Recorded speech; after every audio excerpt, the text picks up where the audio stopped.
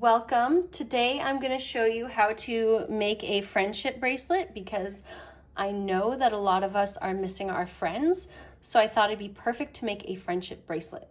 I'm a little embarrassed to tell you that actually I didn't learn how to make friendship bracelets until I was about 28 years old, and then I had a lovely 10-year-old show me how to do this, and now I'm going to show you. So the design we're going to do is this diagonal pattern. That is a good beginning pattern.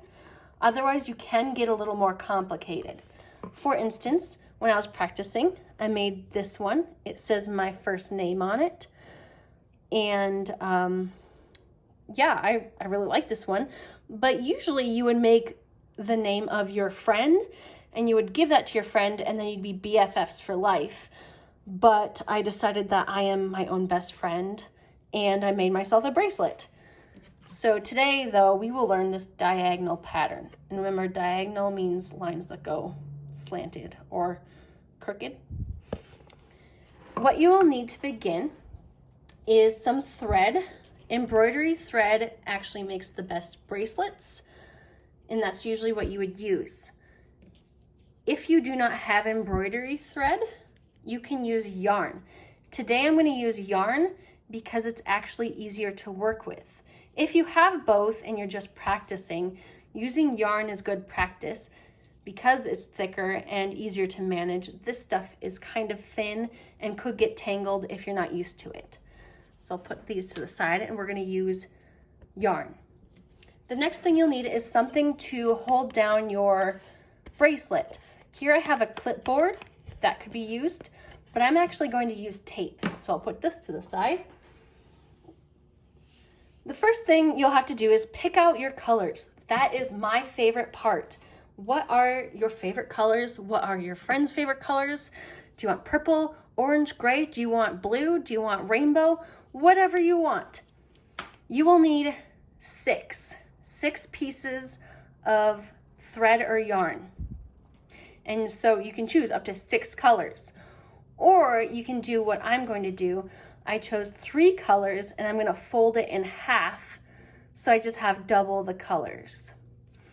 You'll want to cut the thread longer than you think you need because it's not possible to add any more, but you can always cut off any extra that you have. So here I have my 3. If you have 6 colors, the first thing you'll do is knot the top. So I'm going to take my fingers, twist, and then put these threads through the top, the bottom loop actually, and then pull. So you have one nice knot. And you'll want to keep a bit of thread at the top because that is where you will tie your bracelet. If you don't have that, you might not be able to tie it as easily. But since I have only 3 and I'm going to double it up, I'll cut this knot off. Oops, this is a bad scissors. Come on, scissors. Okay, so what I'm going to do, I got a really long piece. I'm going to fold it in half to find the halfway point. That looks about like they're all even. That's my halfway point. And I will I'll do a little twist, tie this knot, put this little bundle loop inside the bottom, and then pull pretty tight. And then I have some extra on top too. If you get really experienced at this and you watch other videos or see other tutorials, you can learn how to do like fancy loops and latches and things, but this is just a beginner way. So now I'm going to tape my bracelet down. I can tape it a little at the knot. You don't want to go below the knot because we have to make the bracelet here. I'm going to put it a little bit at the top and then make sure it's tight down. Good. The first thing I'll do once it's taped is organize my threads and spread them out in the order I want. Do I want to go gray, gray, blue, blue, white, white? Do I want to do every other? I think I want to try to do a pattern. So I will do, oh gosh, this is perfect. I will do gray, blue, white, gray, blue, white. And I have them spread out like a little octopus. Kind of does look like an octopus.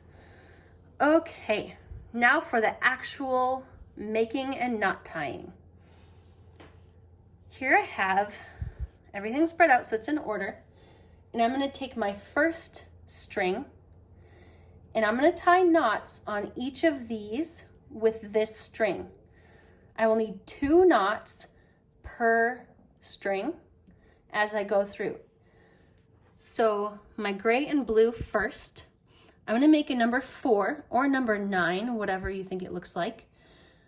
And then take the end of my gray string and put it underneath the loop of the blue.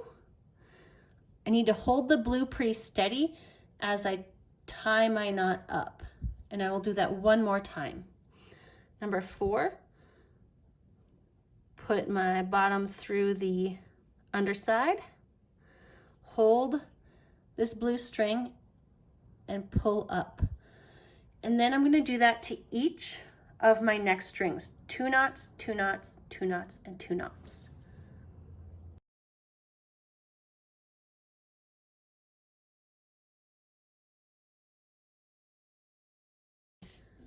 All right, now that I've reached the end, this little guy stays on the right side here. And I'm going to move back to my second string, this blue string, and do the exact same thing on each of these strings.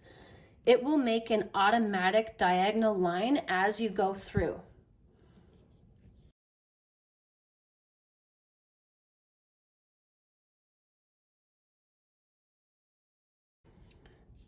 Okay, now all I have to do is keep going. I'll go back to the white, thread it and knot it through, then the gray, then knot it through, blue, knot it through, and I'll keep going and going and going. So I'll make a few rows just to show you how the diagonal turns out.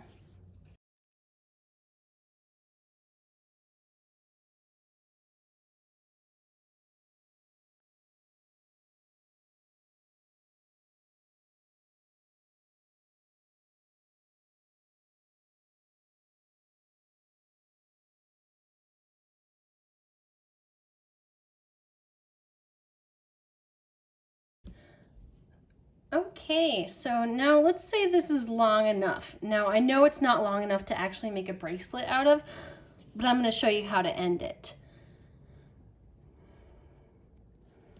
I'm going to untape this. So you can measure it on your own wrist. Obviously this is too short, but that's all right. Yeah, measure it, make sure it's long enough, and yeah, you'll be good. So to end your bracelet, we're going to make another knot on this end. So it'll look a lot like this one, but on the other end. I'm going to do the knot like I did the first one. So twist, and then you want these threads to go behind. Some of them are really short, so this is going to be a little tricky. Behind, and then through underneath. Push them through. Pull. Now I don't want to pull too tight yet, because what I want to make sure I do is knot at the end. I want a knot to be right at the end. I don't want the knot to be way at the top and then have these extra threads showing. So I'm going to try to push the knot down as I pull tight.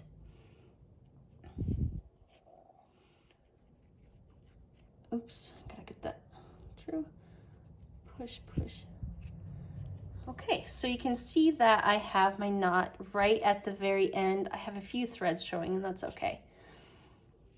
And then you can cut these strings if you want, or you can use it to tie together when you're tying it on your wrist. What you could also do is make a simple braid right here, so you can make it a little longer. I did that on mine. After I tied the knot, I made a braid, and that's one way to end it too, and then also have a knot. But that's pretty much it. That's what you need to start your great friendship bracelets, and hopefully you make lots of friendships and you keep your friends forever.